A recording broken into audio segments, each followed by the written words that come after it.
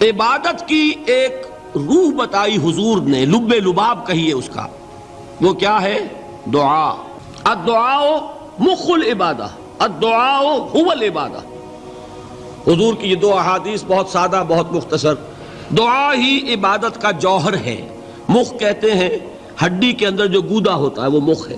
گودا جو ہے عبادت کا وہ کیا ہے؟ دعا۔ توحید فی الدعا کیا ہے؟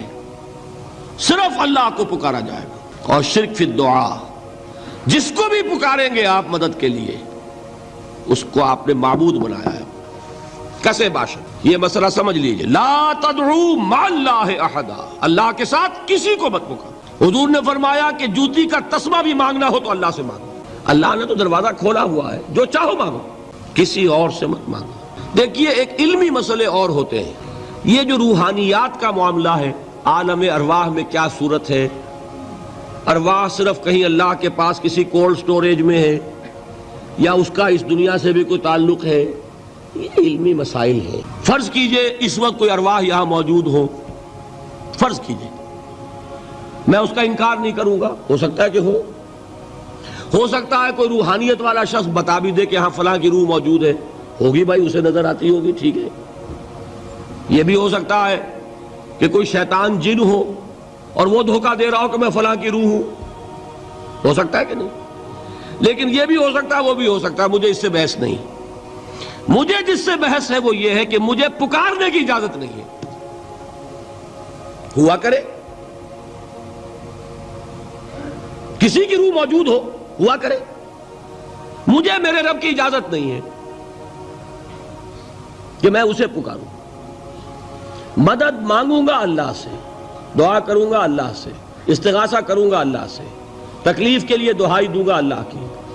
اب اللہ جس سے چاہے کروا دے، کسی روح کو بھیج دے، کسی فرشتے کو بھیج دے، مجھے کیا ہے؟ مجھے آم کھانے ہیں، پیڑ نہیں گننے۔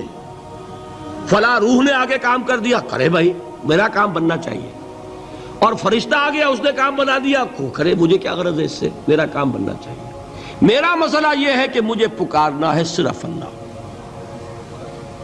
اللہ کو اس کی بھی قدرت ہے کسی کو نہ بھیجے، نہ کسی روح کو بھیجے، نہ ملائکہ کو بھیجے، بغیر کسی کے جو چاہے کر دے۔ اللہ کا مرضی ہے، وہ چاہے کسی روح کو بھیج دے، کسی فرشتے کو بھیج دے، مجھے اس سے غرض ہی کوئی نہیں۔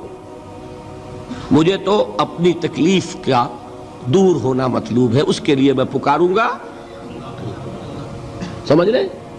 دیکھیے میں سادہ ترین کر رہا ہوں مسئلہ، عبد القادر جیلانی کی روح یہاں ہے یا نہیں، حضور کی روح انور یہاں ہے یا نہیں، یہ تو علمی مسئلہ ہو گیا نا۔ یہ فرشتے یہاں ہیں کہ نہیں، کوئی اختلاف ہے؟ میں پکار سکتا ہوں اسے کہ بھائی ذرا میرا کام کر دینا۔ یہ کروں گا تو شرک۔ موجود ہیں کرامن کاتبین ہے کہ نہیں؟ موجود ہونا نہ ہونا یہ مسئلہ علمی۔ جو اصل میں شرک سے متعلق مسئلہ ہے وہ یہ ہے کہ پکارنے کی اجازت نہیں۔ دیکھیے حضور کی ایک حدیث ہے، اور یہ ایک ہمارے لیے خوشخبری ہے۔ آج 8واں دن ہے، آپ اپنی نیند کی قربانی دے رہے ہیں، آ رہے ہیں، سن رہے ہیں۔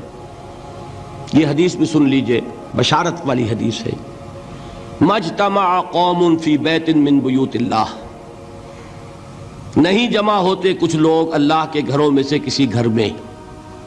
اس کا مصداق اول تو مسجد ہوگی، لیکن تقریباً تمام محدثین نے مانا ہے کہ صرف مسجد تک محدود نہیں ہے، سب گھر اللہ کے ہیں۔ یہ جگہ کس کی ہے؟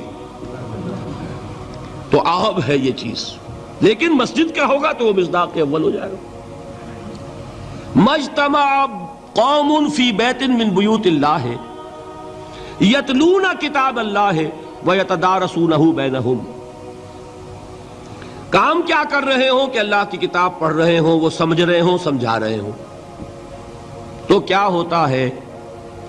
الا نزلت علیہم السکینہ، ان پر اللہ کی طرف سے سکینت کا نزول ہوتا ہے۔ وغشیتہم الرحمہ، رحمت خداوندی انہیں ڈھانپ لیتی ہے۔ وحفتہم الملائکہ، فرشتے ان کے گرد گھیرا ڈال لیتے ہیں۔ وَذَكَرَهُمُ اللَّهُ فِي مَنْ عِندَهُ، اور اللہ ذکر کرتا ہے ان کا ملائکہ مقربین کی محفل میں۔ دیکھو تم کہتے تھے یہ انسان بڑا گھٹیا ہے، میرے وہ بندے اس وقت میرے گھر میں جمع ہے صرف میرے کلام کو سمجھنے کے لیے۔ اللہ فخر کرتا ہے اس میں، ذکر کرتا ہے اللہ۔